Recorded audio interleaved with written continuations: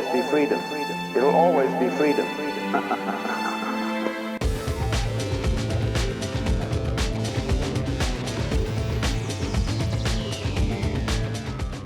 All right, hello everyone out there. This is Chad with sovereignlifeskills.com reporting back to you from Anarchapulco 2025. And what we're about to look at here is a Candles in the Dark session that we recorded with a speaker named Joel Salatin this year.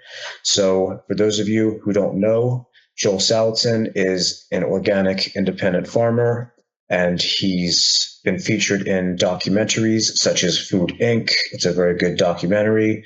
And he's also friends with RFK Jr. He did a really good podcast with RFK Jr. a few months ago, and he was at Anarchapulco. So we decided to do a Candles in the Dark session. And the session you're about to see today was done by one of our younger attendees, a girl named Jade. So how this came about was last year at the kids camp, I took it upon myself to sort of do Candles in the Dark with younger kids to get them exposed to it, and they enjoyed it. And this year, they actually wanted to give it a try. They wanted to ask the questions. So I said, yes, we can do that. And by a happy coincidence, Joel Salatin was close by in the area. He was at the kids camp, so we were able to speak with him. And basically, Candles in the Dark, for those of you who don't know, this is a seminar to free the world by deprogramming statists. We just interview people and talk about ethics. And we had a very good time doing it this year. And the main goal was mostly to train the young people, to get them confident and able to speak eloquently about freedom and how to speak with big name speakers and interview them and talk about freedom. So without further ado, we can take a look at the Candles in the Dark session that Jade did with Joel Salatin. 3, 2, 1, go. Hello, this is Joel, and I'm Jade, and today we're going to be doing Candles in the Dark. This is not an argument or a debate. I just want to know how you feel about these topics. They're only philosophy.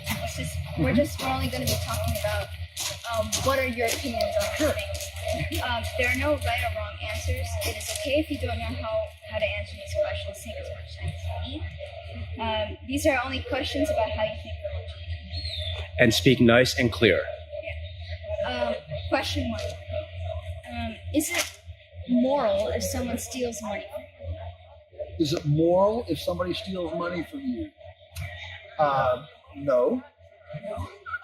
Would it be moral if my neighbor steals money from me? No.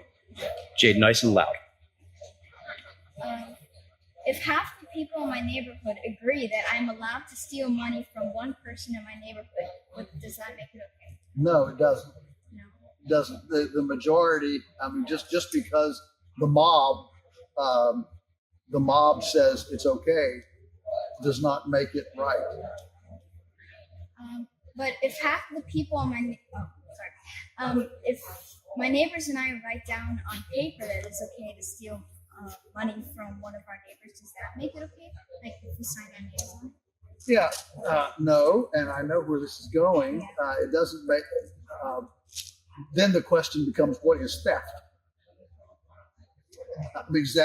What is theft? Because if you're heading toward taxation, if that's where this conversation is going, then you come up to is it ever right to demand somebody to pay their share of society's costs to defend itself? I mean, if the community needs to defend itself, is it okay to ask each person to contribute something to the kitty for the defense of the community? And I wouldn't say that is theft in a pure sense. I mean, I get that it's coercion. Is all coercion theft? I wouldn't say that necessarily coercion is theft.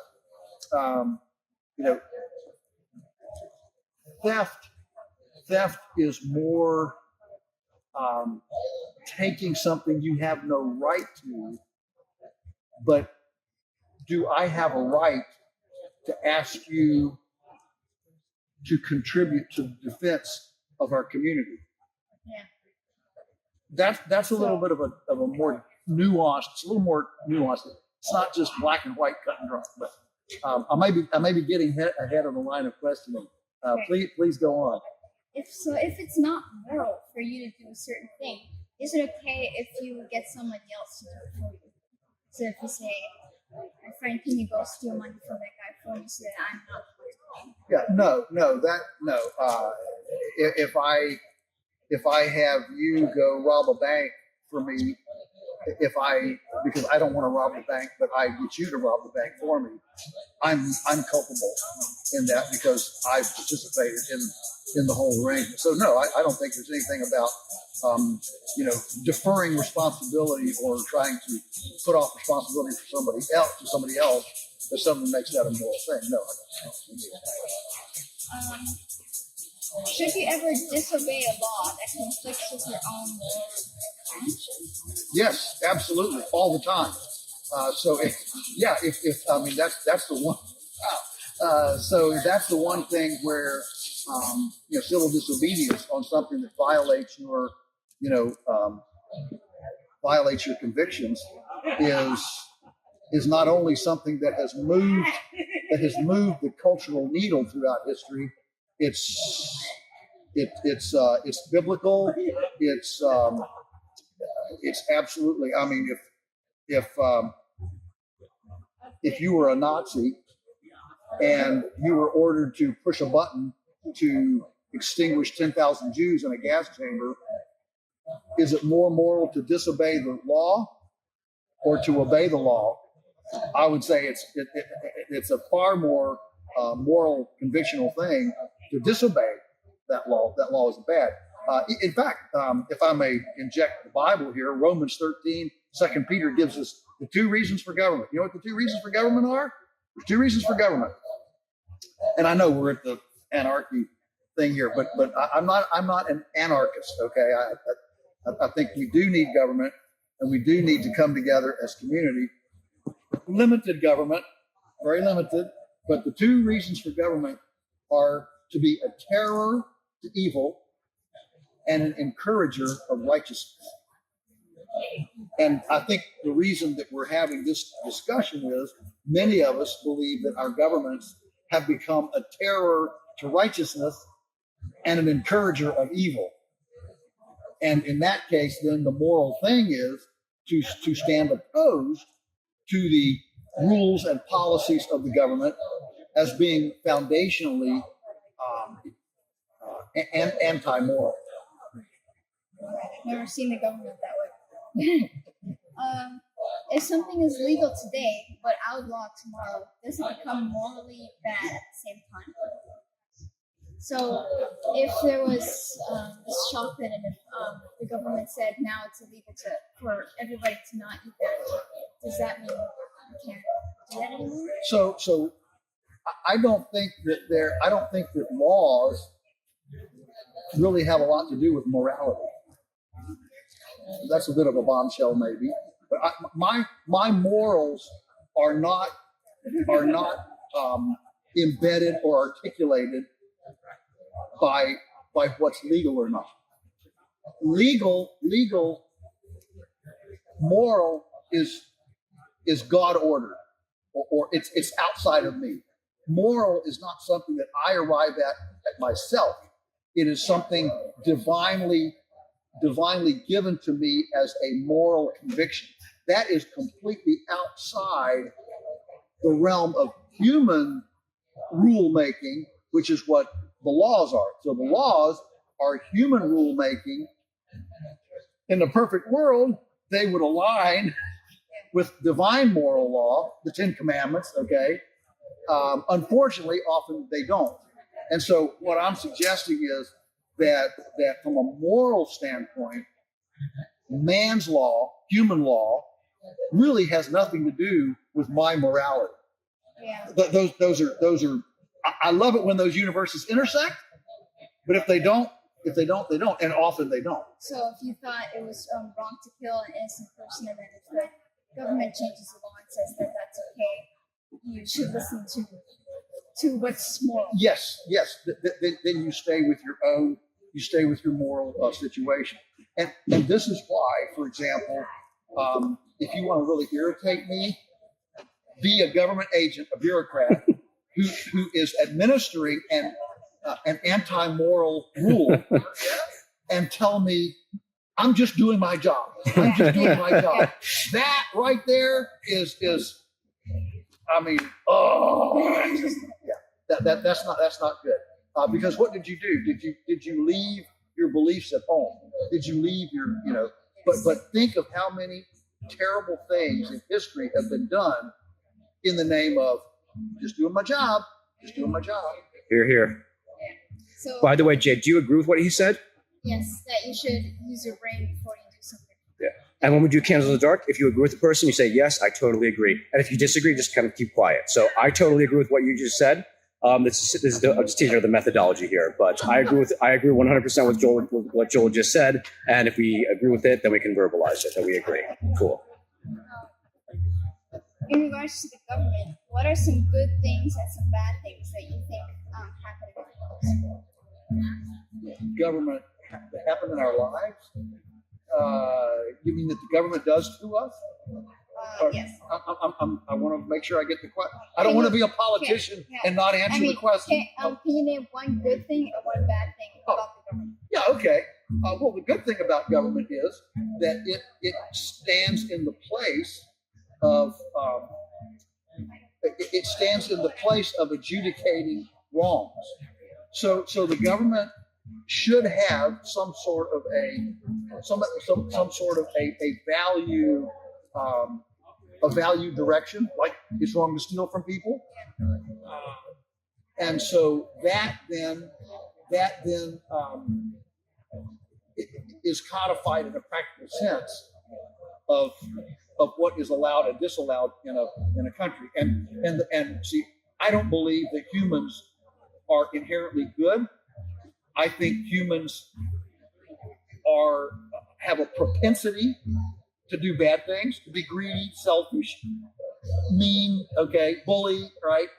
And so it's the arm of the government that adjudicates and puts a constraint on your individual bulliness, your individual covetousness, thievery, stealing, murder, those kind of things.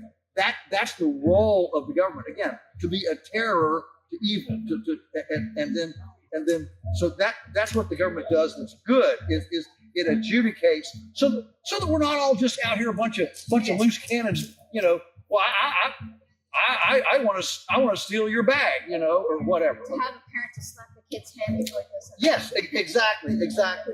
Because otherwise you get vigilantism. You get vigilantism, and that's not a good thing. In other words, you do me a wrong, and then I get my friends and neighbors to come no. That's where the government comes in between. That says, no, we're not going to have individualized, self-inflicted vengeance. The state, the government, will adjudicate this wrong. Now, that's what the government does good, or is supposed to do good. Unfortunately, much of the adjudication right now from our government is not good, or it certainly helps. It helps, if you're rich and not if you're poor or whatever. Okay. What does the government do that's bad? Is that the government? The worst thing the government does is that it intervenes. It intervenes in our lives to actually hamper us from being able to express our human right. For example, the censorship that we've just gone through here with COVID. For the government to say, no, you can't question Fauci. No, you can't question mRNA vaccines. That is a terrible thing because it's a human right for us to be able to express our opinions. All right. And so when the government intervenes, especially in arenas that are an expression of human right, that is probably the most evil thing the government can do. Good answer. Censorship. Yeah. Quick question. And all throughout human history, there's been a lot of evil. Some of it's done from person to person, individual, Right, vigilantism. Some of it's done by government. Yeah. If you stand back and look at all the evil in all of history, do you think most of it was done by government or individual to individual people?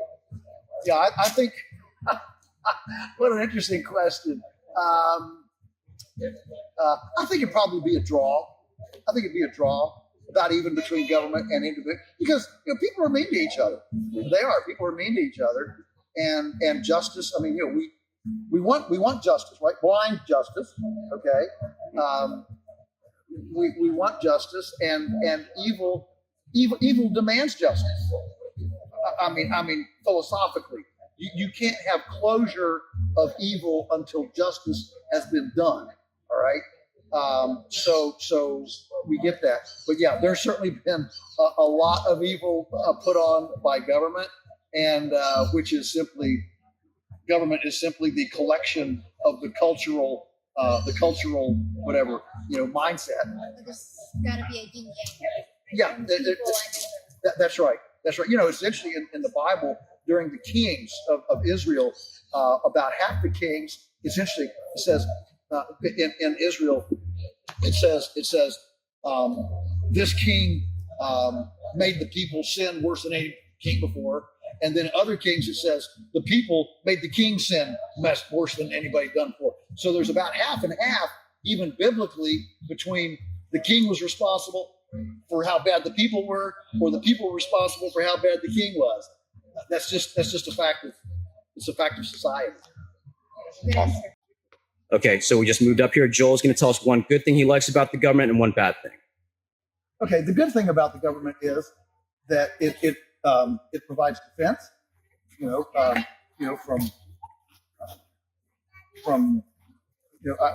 can lie asleep at night. Law enforcement. Okay, that's a good thing. Keep people from doing that. Yeah. So we don't have to lock the door at night. Right. Okay, and the bad thing that it does is that it meddles in my life too much to keep me from being able to do things that I have a human right to do, like express my opinion, buy food from who I want to buy food from. If you could have a choice and see the tax budget line by line and decide on what you want to fund, would you accept that choice?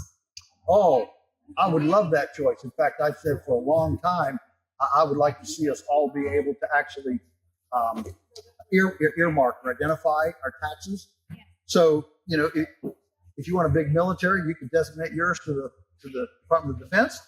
If you want the government to do education, you can send it to education. Yeah. If you want the government to do housing, you send it to housing. A designated taxes would be fantastic. And do you think I should also, and everybody else should have that option also? Absolutely. Oh, yes. Oh, this would be for everyone. And then what you have is, if you have, take the government agency, then you have direct funding from the people directly to the agencies that everybody loves. They flourish. Whatever, that administration, and the agency that people don't like dies. And maybe it would be a little bit better. Yeah. And you know what? This would really push people to take an interest in what an agency is doing. If you could designate your tax dollars instead of just sending it out into some, whatever, who knows where, then people would actually be, look, well, what does this agency do? What does this agency do? I mean, look at what's happened in the last 3 weeks of the things that we've learned, what USAID, for example, finances around the world. That's brand new for most people. They just thought it was a benevolent thing, and it turns out it's fraudulent, corrupt, and everything else. So taking the responsibility for designating would have the consequence of creating additional interest in what that agency is and does. Do you think that it is ethical or unethical for the government to force you to pay for things that you are morally opposed to? Well, one thing, so we asked him, it would be ethical if he gets to choose where his tax money goes. What about if she chooses, can she have the same choice? Would that be moral if she had the same choice with her tax budget? Yes, absolutely. Oh, no, I would, if we had designated tax choice, I want it for everybody, not just one. My next question. So you get it, she gets it, and I get it. We all get it. So just in summary, like, so should anybody ever be put in prison for refusing to fund something they don't like? Oh, well, now that's a different question. Because right now we don't have designation choice. So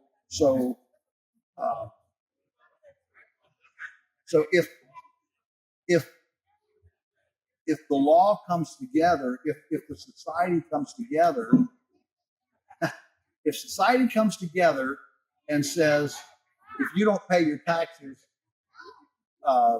we're going to punish you, however that is. Whipping post, dunking chair, prison, whatever it is. If you don't pay your taxes, you're going to be punished. That becomes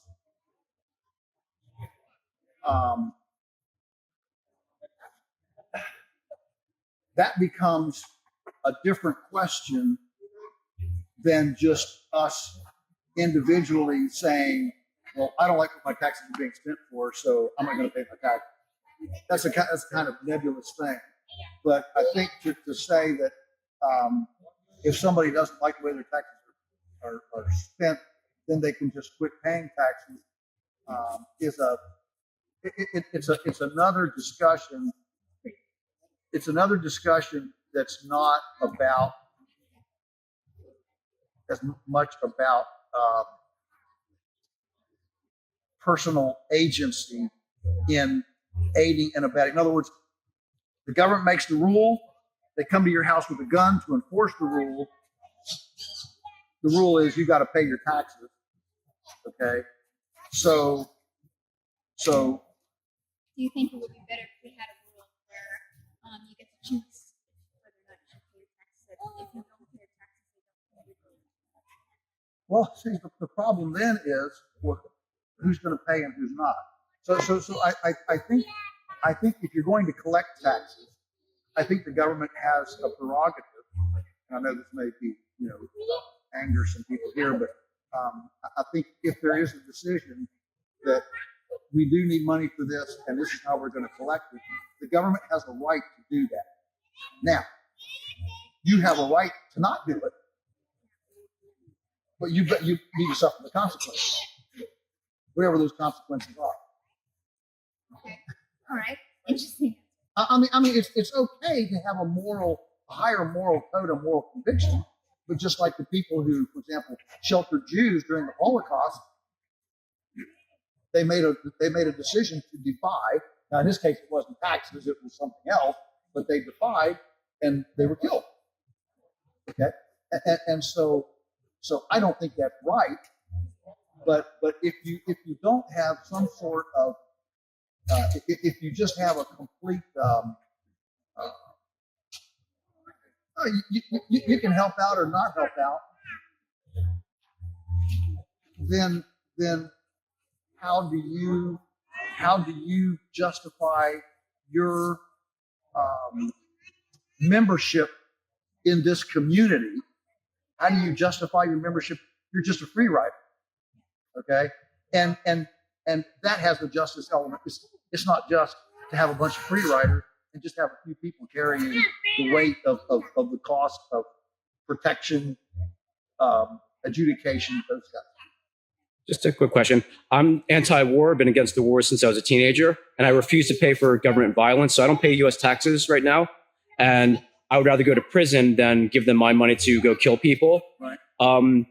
Would you be in favor of me having the right to opt out of that tax budget? Like, do you think the government has the right to come and put me in prison for not paying my money for a war?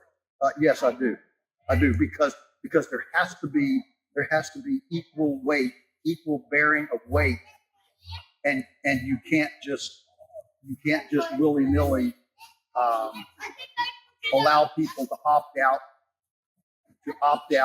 of the shared burdens of society. Now, we can absolutely agree that a lot of money gets spent on awful things. I absolutely agree. The other part of this equation is you can't fight every battle we're fighting. And so sometimes you hold your nose and you do stuff that you don't agree with, just because you can't always fight every battle that's vital. And if you do, all you do is you wake up every day and you're just in war. And you know, and so you pick and choose. And I just want to interject one of the rules or whatever. It's perfectly okay to like not answer a question because a lot of people have never been asked these questions. I was not asked these questions most of my life. So a very common thing when we ask these questions, you say, you know, I don't have an answer for that right now. Let me think about that for 24 hours and I'll let you know tomorrow. That's like a totally normal answer. Yeah. Like, let me think about that for a day and I'll give you a more clear answer tomorrow. Just cool. Just so you know that. That's a common response. Let me think about that for a day or two and I'll get back to you. We do have opt-out. We do have opt-out eligibility here. Can people, by voting, give politicians the right to do things which voters cannot? Give politicians the right to do things voters cannot.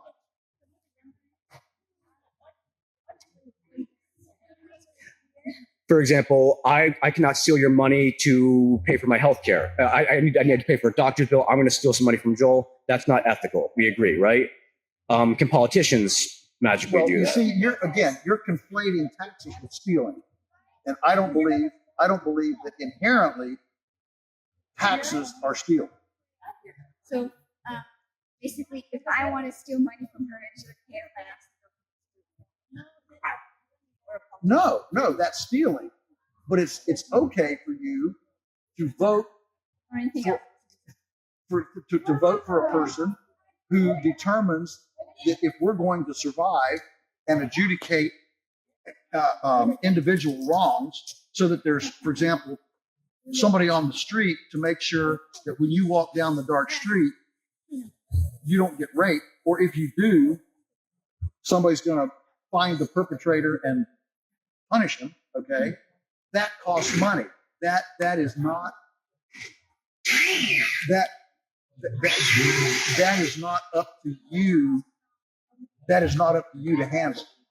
Part of the functionality of society is to create this space where we don't individually have to right all of our wrongs, where society comes in alongside of us and bears some of that burden. And so I think it's important to understand, I do not believe that simply that taxing is the same as stealing at all. Stealing is something that I do personally. Taxes is something that society does. Do you believe that right and wrong apply to everyone equally? Right and wrong apply to everyone equally. No. There are, I can give you a great example. For me, knowing what I know, I think it would be wrong for me to use chemical fertilizers. I know a lot about soils and soil health, and I'm a compost guy, okay? So for me, knowing what I know, use chemical fertilizers is wrong. I don't think that someone who has never, even thought about the soil, for them to necessarily use a chemical fertilizer would be wrong. I think it's wrong, but they haven't come to a place of understanding yet enough to know that it's wrong. So no, I do think that there is. That there are they're gray. We'll just say they're gray areas. Yeah. But what we were getting to is if it's not okay for me to have a gun, but is it okay if a guy comes to you with a uniform? But does that mean he gets to have a gun, or he gets to steal money, but I don't? He gets to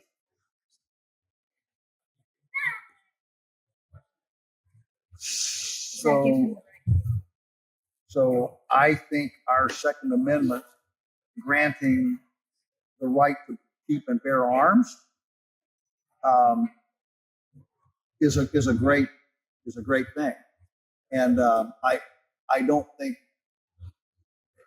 think a society that only lets policemen carry guns and nobody else, that's a society in tyranny pretty quickly, which is one of the reasons why we have our Second Amendment in the U.S.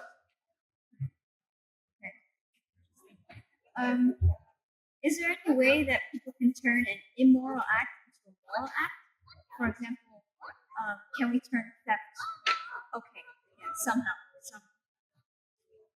Anyway. This is classic casuistry. Casuistry says ends justifies the means. And no, I don't believe there's ever a time where an immoral thing becomes moral over time or over outcome. That's classic casuistry, and no, the ends don't justify it. Even if I wrote it in the law book? Even if you wrote it in the law book. No. Again, moral issues are personal. Not every government, not every law has a moral dimension. Sometimes it's just how do we function? How do we function? And scale certainly has something to do with it. The bigger you are, the more difficult it becomes. And which is one reason why, sometimes smaller. That's why you want to push. That's why you want to push as much as possible in the rulemaking department, government rulemaking department. You want to push it as far down to the local level as possible. And the reason we have such hatred and bifurcation in America right now is because we have arrogated at the federal level all these things that were supposed to be done at the state and local level. And so we've eliminated the chance to experiment with other things. Let's say one state says, we think education is the government's responsibility. So we're going to have full-born government schools, and we're going to tax people to throw into a kitty so that we can pay for these government schools. Another state says, you know what? We don't think education is part of government's responsibility. We think it's the individual family, do what they want. And so, and we're not going to tax any, we're not going to have any taxes to pay for this. And another state says, well, we kind of see both sides. We're going to do a hybrid. We're going to tax people, but then everybody that's got a child, we're going to give them a voucher to spend however they want to. If they want to go to this school, if they want to go to the atheist school, if they want to go to the Vietnamese bow-legged, atheist school, they can go there. They want to go to the Roman Catholic school, they can go there, spend it wherever they want to. Those are three very, very different experiments. You know what happens is over time, everybody gets to look and see, well, what's their teen suicide rate? How many of their young people are taking fentanyl?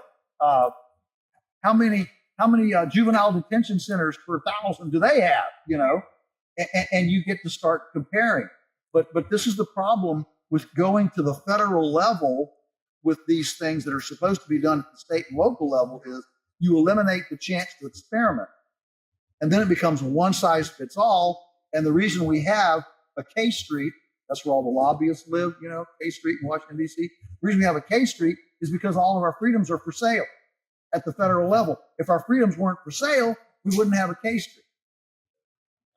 Okay, very interesting answer. Last question. Is it okay for a majority of people to do whatever they want to a minority? And what should we do to what are the limits? Oh, wow. I mean, that goes to the essence of equal protection and blind justice, Lady Liberty, blind Lady Liberty, is that you can't just allow. Repeat the question again. Give me the last line. Is it okay for a majority of people to do whatever they want? No, mob rule. In fact, the founders of America, they were more fearful of democracy than they were socialism, because they viewed democracy as mob rule. Okay, and that's what's happened now. If the majority says let's do this, then the minority is unprotected. And I will tell you, when Governor Tim Kaine, who was governor of Virginia, now Senator Tim Kaine from Virginia, came and visited our farm, he enjoyed it, had a great time, had his 6 big guys with no necks, security detail. We got done. He said, so how can I help you? All right, we're done. He's the governor of the state, okay? I said, your responsibility and every single other elected official's responsibility is to ensure that the minority view does not get squelched by the majority. That's your responsibility. People ask me all the time, aren't you afraid of Monsanto? Aren't you afraid of Tyson? Because I say some pretty nasty things about Tyson and Monsanto and McDonald's, okay? I say, no, they don't scare me at all. They don't have guns. They don't have sheriffs. They don't have district attorneys. They don't have jails.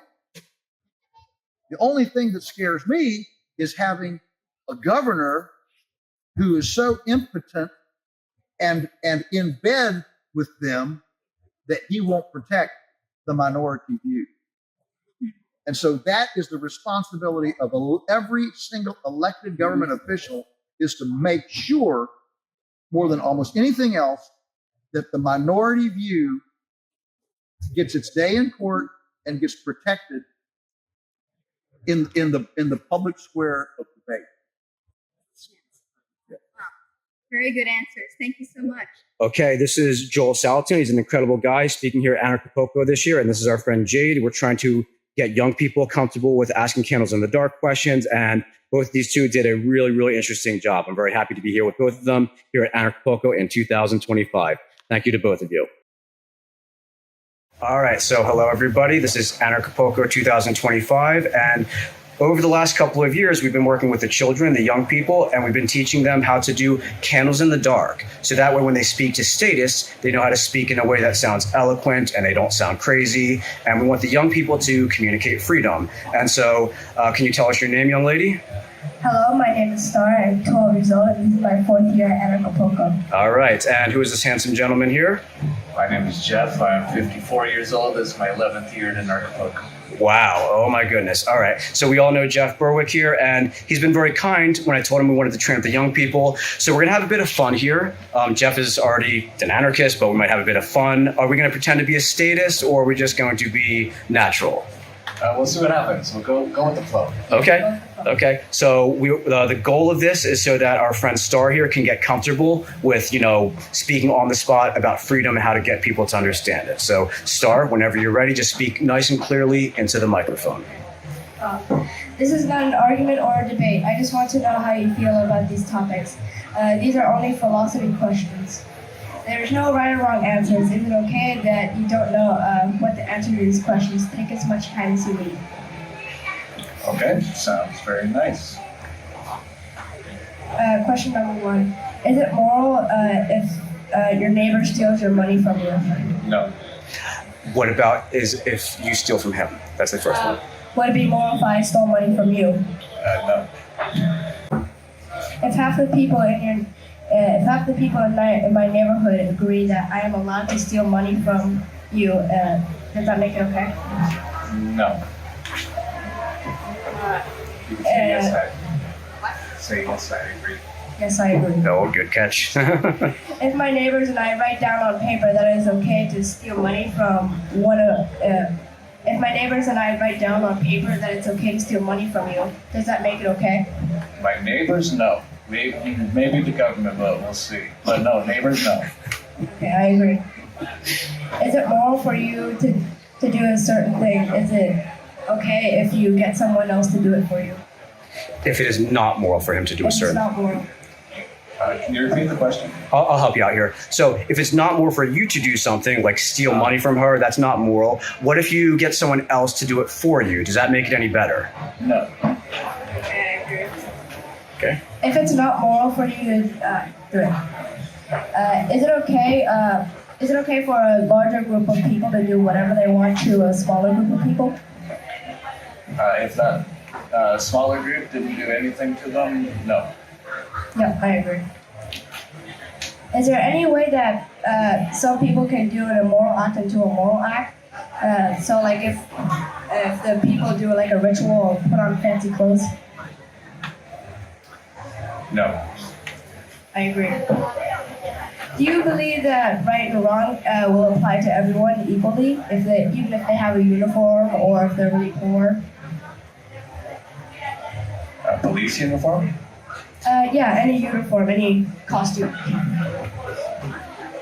Can you repeat the question? Do you think that you should ever disobey a law that you don't agree with?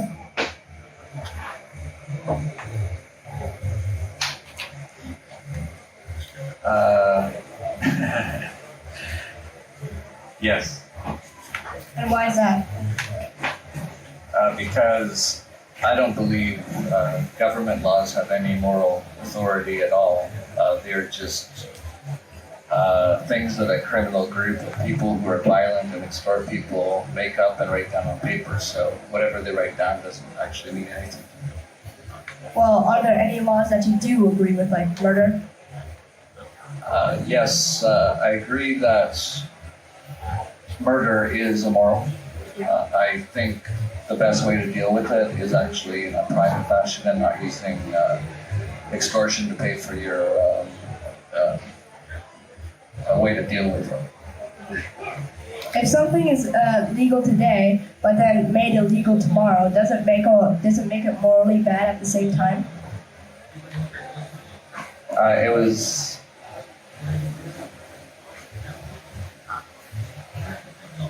So to me, all that matters is if it's moral or immoral. If it's immoral, then I'm against it. If it's moral, I'm fine with it. What would you consider moral or immoral?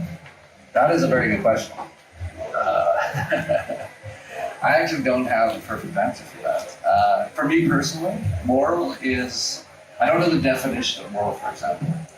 For me personally, if you aggress against someone violently or otherwise, but aggress against them, steal from them, hurt them, and they did not do any of those things to you, and it wasn't an accident, you did it on purpose, that to me is what is immoral. I agree. What are some good things and some bad things that happens in our lives? Like, do you like it that the government pays the bills?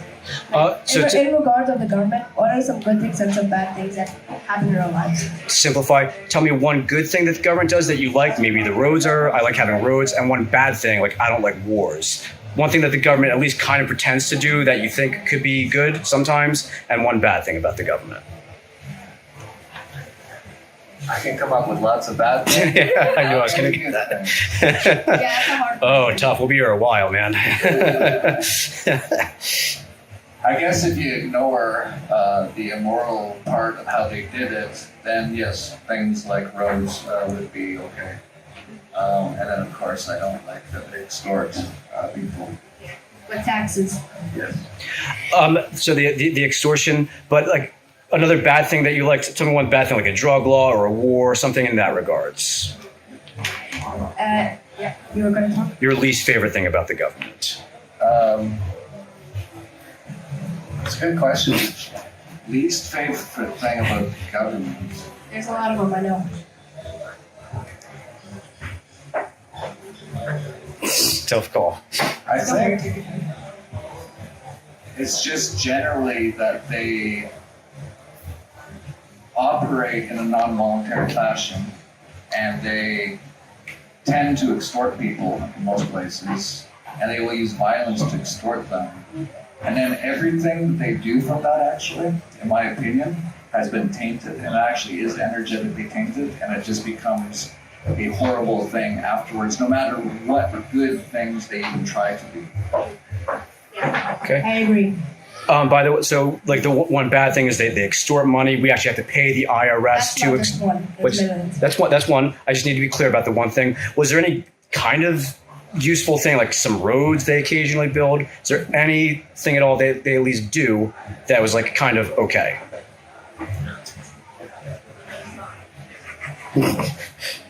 Yeah, I guess roads.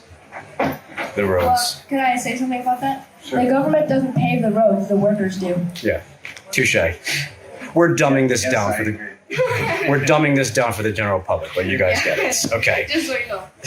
If you could have a choice and see the tax budget line by line and decide on what you want to fund, would you accept that choice?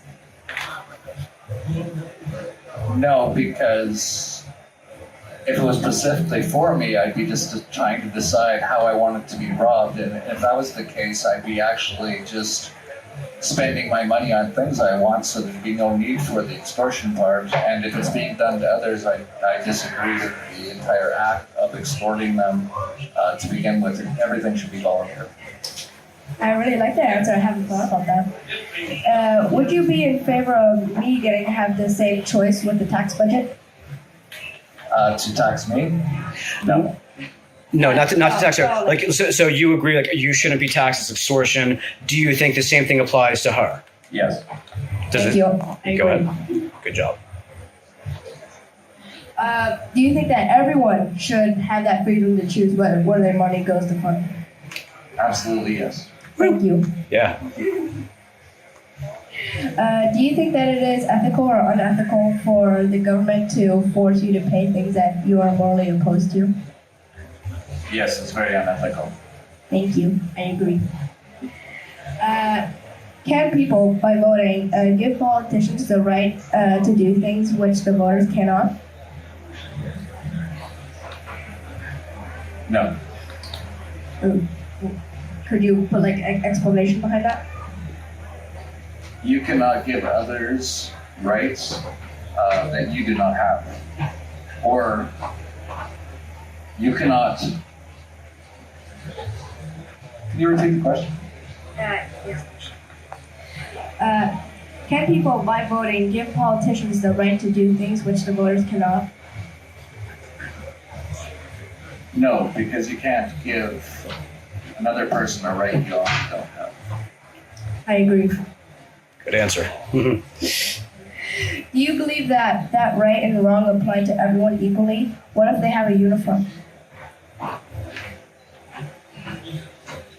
Yes, I believe it applies to everyone equally, no matter what kind of costume they wear.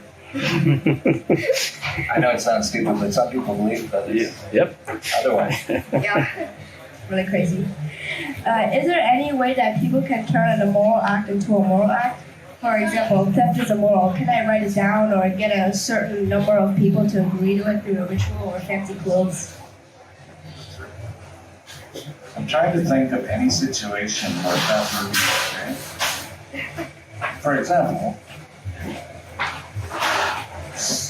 I'm trying to think of any possible way it would be okay.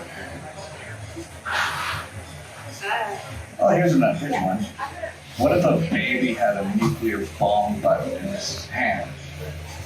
And I knew he was probably going to kill himself and everyone else if he pressed the button. And the only way to take it away from him is kind of to steal it, you could say. I'm taking it away from him. In that case, that would be my personal karma on what I do in that situation, but I would steal the nuclear bomb out of the baby's hands to protect it and other people. Yeah, I definitely. wouldn't really call it stealing in that case, but you could look at it that way. Yeah, I think that's the only time where stealing is actually the right thing to do. Yeah, here's one of my favorite ones. What do you think is the ideal way to freedom?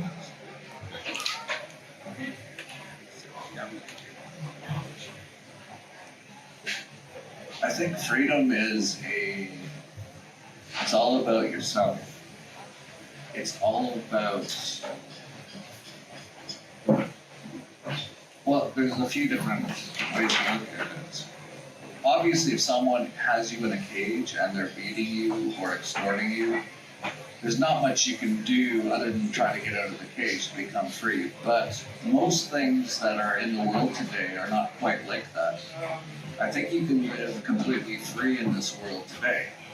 Whether other people do it is a bit more of a question. And the fact that if so many people don't believe in freedom, it makes it very hard for you to live free is an issue. But for me personally, I consider myself to be completely free right now. I don't really let hardly any of these things affect me. I find ways to get around everything that I consider to be theft or extortion. Now they still can. Sales taxes are hard to get around and stuff like that. But I would actually consider that to be not too much of a burden on myself. Where I consider myself to be unfree because I have to pay some sales taxes or something.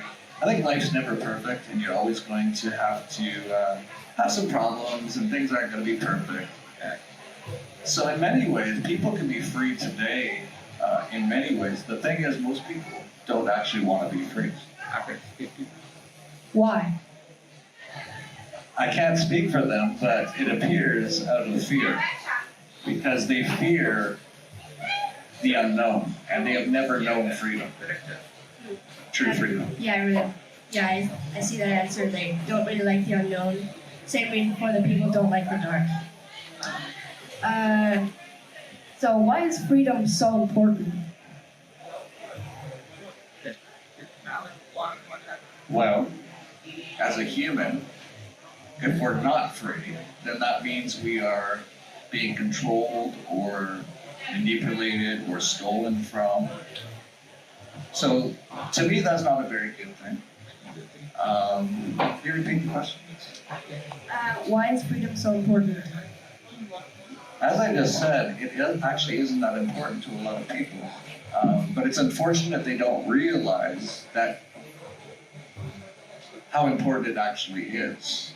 So many people have actually settled for a life of quiet slavery. And many of them are fairly happy. They're okay. It's too bad they can't see what I can see, that if they knew what I knew, they could be much more free and much more happier. But that is their choice, and there's not much I can do other than tell them. And but for me personally, freedom is quite important. I don't like it when people tell me I can't do things for no reason. And I'm very lucky that that rarely happens to me. Yeah. Do you think fiat money will be gone soon? You asked the right guy. I'm the dollar vigilante. Yep. That is a very good question. I don't know. I would say I would not be surprised at all if in 5 or 10 years, almost all government currencies don't exist. However, it's possible it could go on for a few decades. Who knows? It depends on many different factors. The rise of cryptocurrencies have created a whole new opportunity for people to use currencies outside of the government. People continue to use those sort of things. The governments themselves are bankrupt and they're going to be collapsing. But again, I don't really care about fiat currencies too much. I mostly use things like Monero, which I think is a much more sound and honest currency. And by doing that, it takes away at least a little bit of power from the central banks and the governments, which speeds up their own death, which I think is a good thing. Yeah, definitely. Just speak into the mic, nice and clear into the microphone. If you could only change one thing in this world, what would it be? If you could only change one thing in this world. I meditate 7 hours a day. Wow. I've reached a point where I have no need to change anything in this world. However, and also I should say, let's say I want to get rid of government. That's something I want to do. If I were to force people to do that, it would turn out terribly in many ways. Just like my belief in voluntarism, if I force them not to have government, I'm kind of doing the same thing back to them. So the question of would I change one thing in the world? I'm also aware of all the karma that comes with any of your actions. That's what karma means. Yeah. And so I could try to do something. This is what a lot of politicians actually do. They try to do something with a good thing on it, like welfare, but it ends up hurting more people than it helps because of the very nature of the system. So I'd be very careful if I was going to change anything. And actually, the way I am in my spiritual beliefs now and my meditation, I leave it all up to God and just do what I can, live a righteous life every day, be good to people around me every day, try to spread good information and knowledge and help. But no, I actually don't think I would change anything because I believe it's all in God's hands. Yeah, but when I was asked that question, I would say get rid of the government, but now I changed that answer because thank you, Chad. I would actually want the people to outgrow the government, because if I just got rid of the government, people wouldn't know what to do. So, but if people outgrew the government, then they would know how to live a self-sustaining life and know how to grow their own plants and be self-reliant. Yes, I agree. 2 minutes left. You're doing incredible. Do you believe that there is more land out there that we haven't discovered yet? Is this part of Candles in the Dark? No, like those were my questions, and because she's practicing. So I just said, if you got your own couple of questions at the end, this is her practicing interviewing people. So Candles in the Dark is done. Sorry, I should have been more clear. Candles in the Dark were the cards there. Those are the cards, and these are just her. This is just her freestyle. Okay. Good question. Land out there that we're unaware of. It's absolutely possible. I don't know, but it's definitely possible. I don't believe anything about what we're told about anything. I don't believe even what the shape of the Earth is. I don't. Could this be a flat Earth that goes on and forever? Is it thick past Antarctica? It's totally possible. I haven't seen it myself, but I'm open to the idea that it's definitely possible. Or maybe the Earth is just a potato. Could be. So, what are your thoughts on AI? Woo! You only got 1 minute. I'll say this. It's going to change everything in the world dramatically and very quickly in the next couple of years. I don't think we'll recognize hardly anything 5 years from now. Most people's jobs will be given to AI. I don't know what's going to happen. This is going to be an incredibly interesting time in human history. But I think as long as you continue to do the things like what you're talking about, be moral and stuff like that, grow your own food, stay away from the system as much as possible, you have the best chance of not only surviving but thriving with whatever comes with AI in the future. I really like your answer. And what about gardening? Do you think gardening is important? Well, we need food, and you can't get a lot of food without gardening, so definitely.